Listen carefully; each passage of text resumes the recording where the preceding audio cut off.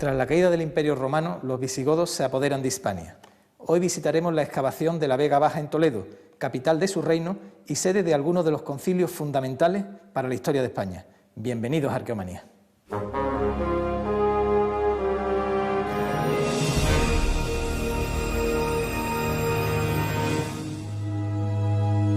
Se acepta como una convención que en el año 476 de nuestra era, tras la muerte de Rómulo Augusto, el Imperio Romano de Occidente llegó a su fin. Las hordas de bárbaros, ostrogodos, hunos, sármatas y vándalos, entre otros, habían terminado con uno de los mayores imperios que había habido sobre la tierra. Pero esto no es exacto. El imperio sobrevivió en Oriente. Constantinopla, la actual Estambul, fue su capital y el verdadero ombligo del mundo durante siglos.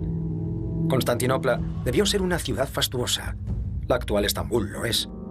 Aquí la multiculturalidad no es historia, es el pan nuestro de cada día.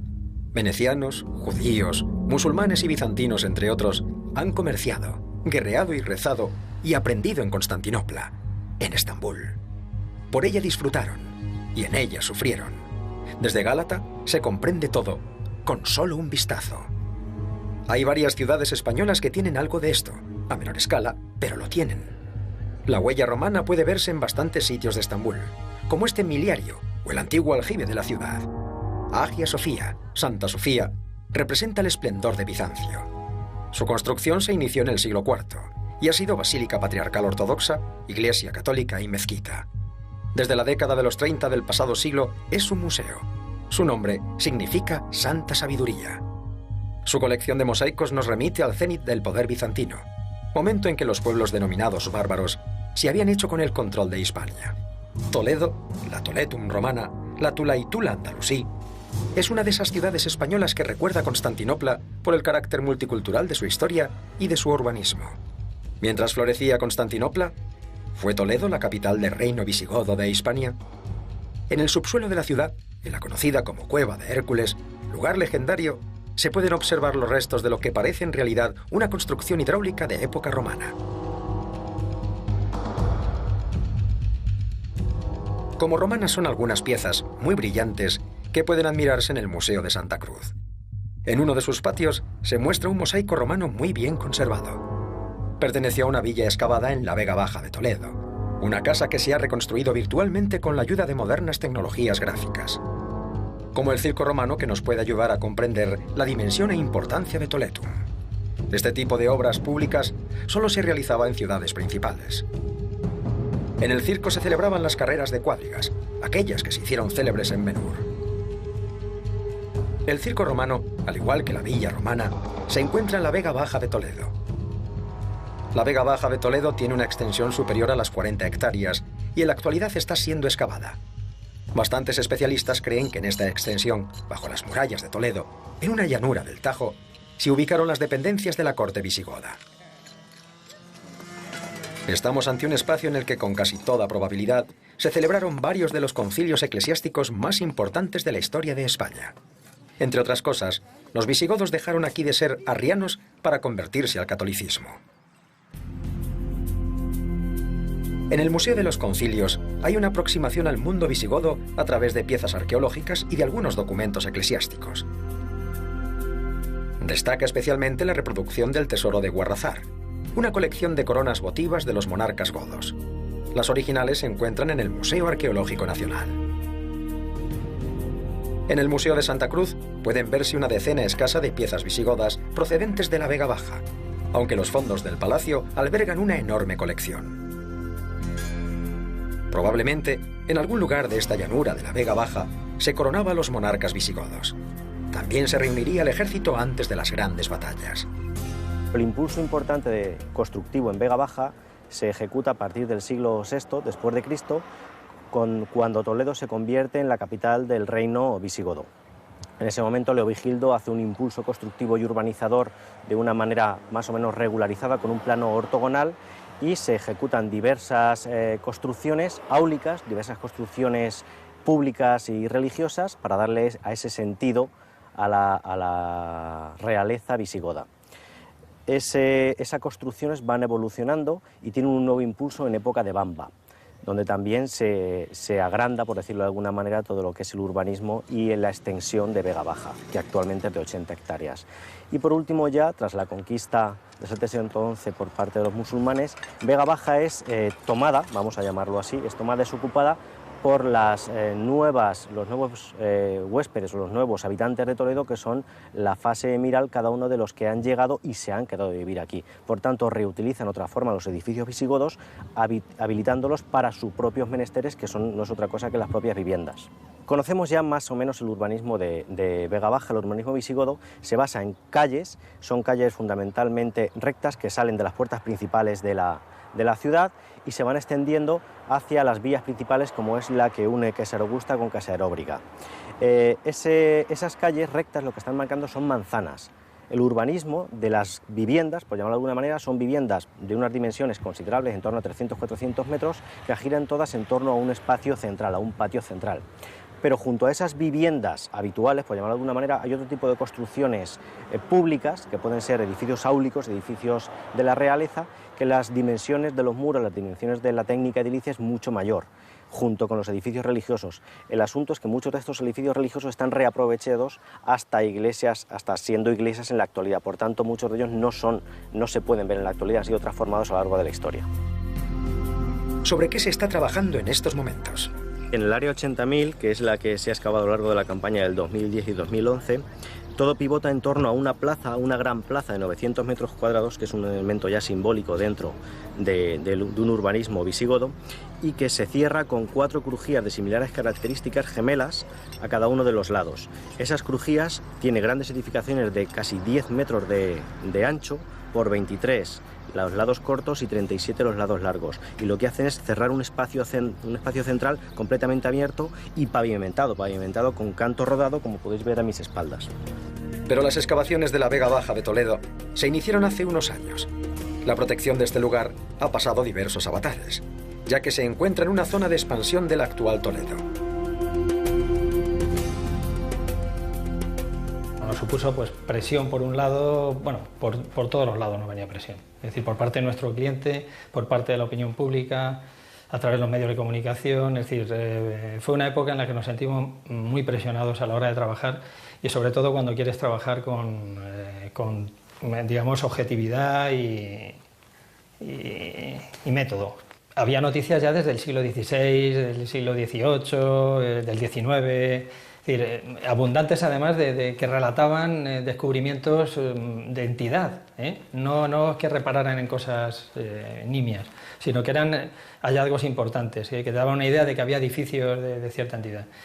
Pero bueno, era una extensión que se había estado utilizando mientras pertenecía a la fábrica de armas, se había estado utilizando como lugar de agricultura y bueno, pues digamos había quedado borrado, digamos, en la mentalidad de la gente de la ciudad, y cuando nos pusimos a trabajar, pues lo que vimos es que los restos arqueológicos, es decir, la mayoría pertenecientes a lo que se puede considerar un espacio urbano, estaban extendidos pues por más de 20 o 30 hectáreas, que eran las que sondeamos. Se extendían todos esos restos arqueológicos, con lo cual eso, asociado al tipo de restos que eran de época visigoda, pues nos daba una idea muy clara de que ese suburbium del que hablan las fuentes se encontraba allí.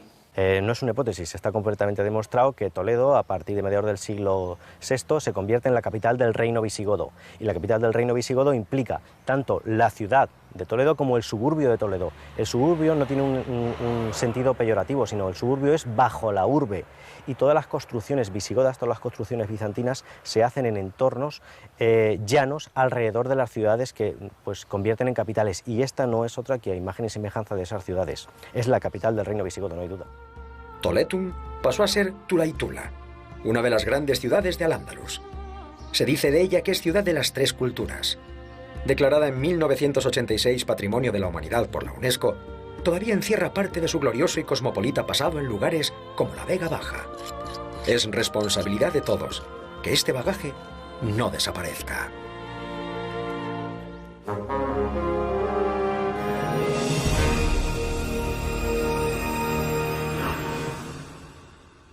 porque es la técnica más fiable a la hora de reconstruir el pasado.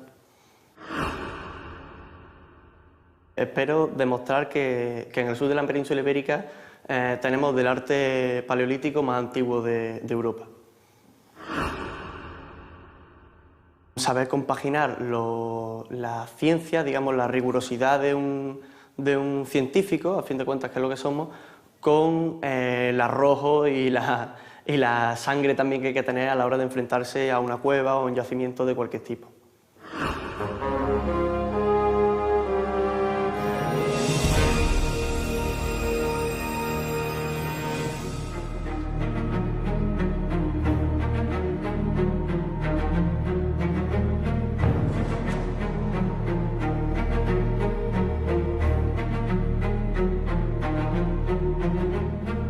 En esta gruta de las Palomas, en Tebas, habitó el neandertal.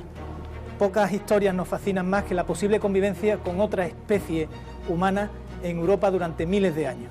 ¿Cómo desapareció el neandertal? ¿Cómo fue nuestra convivencia? ¿Los exterminamos?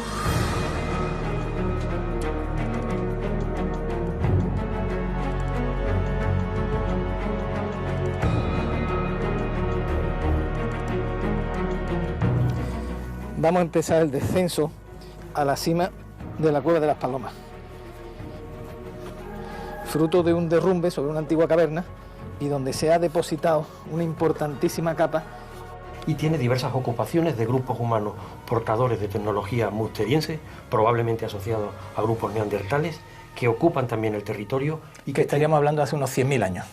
100.000 años en principio, pero puede ser un poco más antiguo o incluso más moderno. De 150.000 a 50.000. Sí, o incluso más reciente, vale. dado el contexto de los neandertales en el sur de la península ibérica.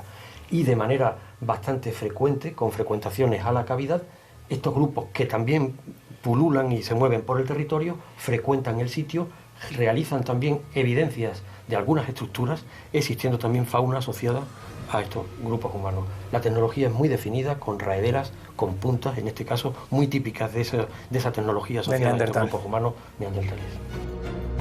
El neandertal pudo ser una especie humana nacida en Europa. Durante más de 100.000 años enseñoreó los valles del viejo continente, conviviendo a veces con fríos extremos.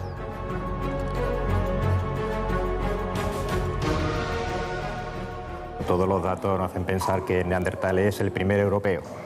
Si hay una especie humana típica de Europa, es el neandertal. ¿La cronología de la especie cuál sería? Aproximadamente de 100 y pico mil años hasta aquí, en el sur de Andalucía, al 30.000 aproximadamente. Entonces van desapareciendo, en la parte del norte de Europa desaparecen antes, y los últimos, pues 30, 32, por ahí, la media. Porque el neandertal se extiende por toda Europa. Por toda Europa. Hasta central, Europa central, también, Europa del Este, también. llega a los Urales. Llega a los Urales e incluso vamos al corredor de Palestina, también hay neandertales. Llegamos los Homo sapiens sapiens, sí, y empezamos la relación con ellos. Ellos estaban aquí, ¿y cómo pudo ser esa relación? Bueno, depende del lugar. Desde luego, si hablamos de los últimos neandertales, que bueno, todas las evidencias y los datos empíricos que tenemos en la actualidad, pues apuntan a que los últimos están aquí. Que los humanos los iríamos desplazando. No hay que imaginarse hordas de sapiens luchando contra los neandertales. Es un proceso muy lento de cada uno, pues, adaptaciones a distintos medios, distintos recursos, con distinta ideología y distinta economía. Lo que sí tenemos claro es que los últimos neandertales pues estuvieron aquí en el culo de saco de Europa, que es el sur de Andalucía, en toda la Costa del Sol.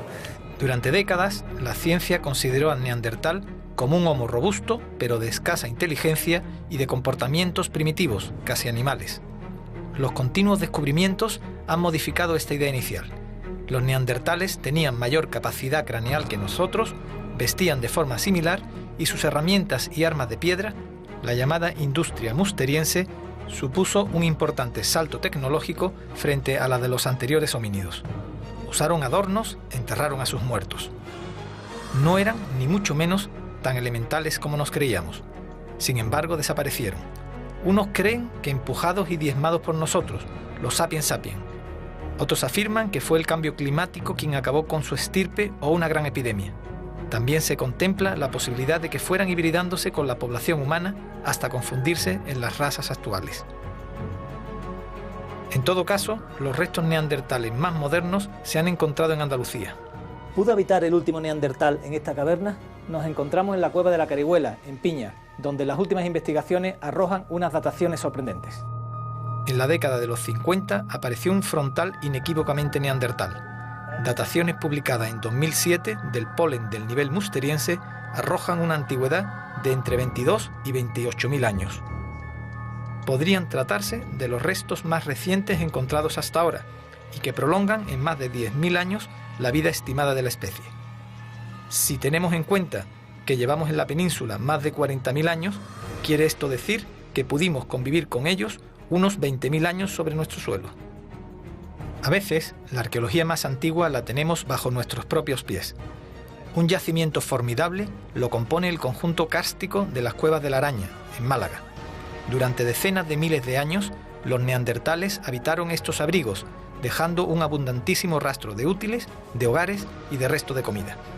Gracias a ellos, podemos conocer que su dieta no se limitaba a carne y fruta, sino que también consumían grandes cantidades de mejillones, lapas y erizos, que tostaban como corresponde a estos auténticos gourmets de la prehistoria.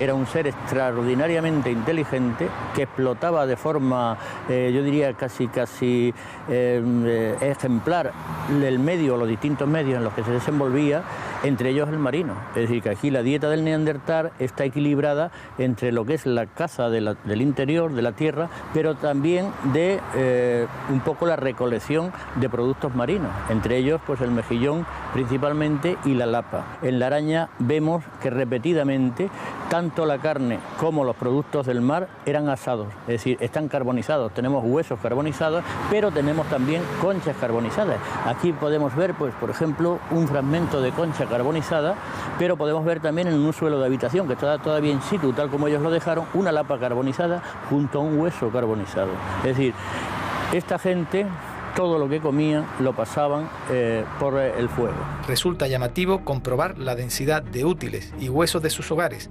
así como el espesor de sus concheros. La Costa del Sol fue un paraíso para los neandertales, sus antiquísimos turistas. La costa de Málaga es un excepcional testigo de los cambios climáticos y de sus consiguientes variaciones del nivel del Mediterráneo. Así, en épocas frías y de glaciación, el mar bajaba, mientras que en las épocas cálidas de deshielo, el mar subía. En los periodos cálidos se funden tanto los polos, el hielo de los polos, como el hielo de los glaciares, y todo el mar, los mares suben en el Mediterráneo. A más de 100 metros. ¿Y cuando hay frío? Y cuando hay frío, pues al revés, gran cantidad del agua que está en circulación en los mares se convierte en hielo, se deposita en los casquetes polares y en los glaciares, y entonces bajan los mares y retroceden. En la época de los neandertales, pues, situado, ¿hasta dónde llegaría el mar Mediterráneo? Aquí podríamos, depende de la época, porque los neandertales tienen un periodo muy largo, pero en algunas épocas puede haber estado de 6 a 8 kilómetros de distancia, es decir, que para llegar... La playa estaría aquí a 6 kilómetros de distancia. Como en otras sierras del sureste español, los mineros del 19 barrenaron los mármoles y las calizas en busca del hierro y la magnetita. En su avanzar por galerías y túneles, perforaron cuevas y simas naturales, sin saber que, muchos miles de años antes, estuvieron habitadas por humanos ancestrales que utilizaron esas cuevas como abrigo y quién sabe si como sepulcro y puerta hacia una eternidad prehistórica que no alcanzamos a comprender. Doris, un estudiante de California, me acaba de pasar esta talla de piedra tallada por los neandertales de hace 50.000 años. Habitaron aquí en la Cima de las Palomas, en el Cabezo Gordo de Torre Pacheco, Murcia, un lugar que nos va a permitir adentrarnos en una de las cuestiones más misteriosas del mundo neandertal. Enterraron a sus muertos, tenían una liturgia por la cual honraban a sus fallecidos. En esta cima han aparecido varios esqueletos, 3 de ellos muy bien conservados, que nos van a permitir conocer cómo enterraban los neandertales a sus fallecidos. El esqueleto se encuentra recostado de costado sobre su lado izquierdo con los 2 brazos flexionados. Aquí arrancaría el brazo derecho, esta sería la articulación del hombro. Se ve muy claro. Se puede apreciar también la forma de la escápula con el coracoides y el acromión detrás y la clavícula. El húmero baja por aquí, esta sería la articulación del codo derecho, por aquí suben cúbito y radio y aquí debajo comenzaría la muñeca derecha. El brazo izquierdo ahora mismo no lo vemos porque se encuentra por debajo, pero también está flexionado y por aquí asoman el cúbito. ¿Sabes lo que más me impresiona? Que parece que tienen las manos entrelazadas, ¿no? Cogidas, agarradas. Sí, parece, ¿no? Digamos que estarían más o menos así. Sí, ¿no? una ligeramente sobre la otra, porque aquí comenzaría la muñeca izquierda, que efectivamente se entrelaza con las falanges de la mano derecha. Michael, ¿la enterrarían con su ajuar? ¿La enterrarían con algún tipo de ropaje especial? ¿Cómo crees que sería? Bueno, no hemos encontrado nada que puede indicar un ajuar individual, pero sí algunos huesos quemados de caballo, astrágalos, que hace pensar que quizás comían algo en el momento del enterramiento, también algunos utensilios de sílex musterienses, pero no podemos llamarlos realmente un ajuar personal. Es posible, no sabemos. Elementos de adorno no los hay. Hoy, gracias a la ciencia, podemos sentirnos mucho más cercanos de este antiguo neandertal europeo, que quizá alberguemos en nuestras propias entrañas. Y hasta aquí hemos llegado. Nos despedimos hoy con la visita a Tejada la Vieja y Ullastret, dos importantes ciudades de nuestra prehistoria. Y no olviden que en el próximo programa vamos a continuar contándoles lo que ocurrió hace mucho, mucho tiempo.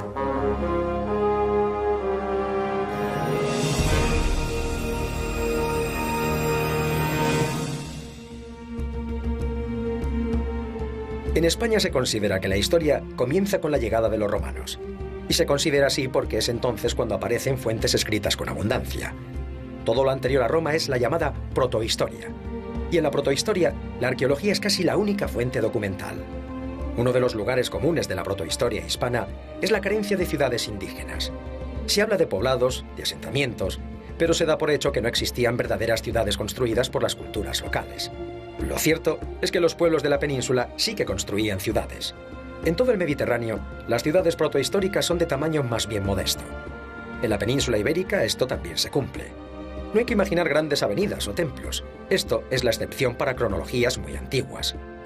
Hoy vamos a mostrar dos ejemplos urbanos antiguos: Tejada la Vieja en Huelva y Ullastret en Gerona. Aunque existen casos mucho más antiguos, como los Millares en Almería. La ciudad de Ullastret pertenecía al pueblo íbero conocido como los indiquetas. Se sitúa sobre un promontorio que dominaba un antiguo lago. Su fácil defensa y la abundancia de agua son sin duda dos razones de peso para su fundación. En los momentos de mayor extensión, llegó a tener unas 10 hectáreas, el triple que la cercana Ampurias. Ullastret es la capital de un territorio más extenso. Los primeros vestigios del lugar se remontan al siglo VII, pero su apogeo se da durante el siglo IV a.C., momento en que los intercambios con la colonia griega de Ampurias son más frecuentes. Ullastret, como yacimiento ibérico, se fecha a partir de mediados del siglo VI. Como ciudad creemos que se tiene que situar ya en el siglo V y se va desarrollando, ampliando hasta finales del siglo III, inicios del II, en que fue abandonado. Muy lejos de Ullastret, en Escacena del Campo, provincia de Huelva, encontramos la ciudad conocida como Tejada la Vieja. El perímetro de sus murallas rodea una extensión de casi 7 hectáreas.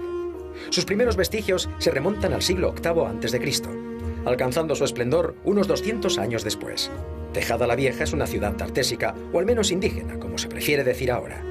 Su crecimiento está vinculado a la explotación de minerales en el Andévalo y al comercio con los fenicios.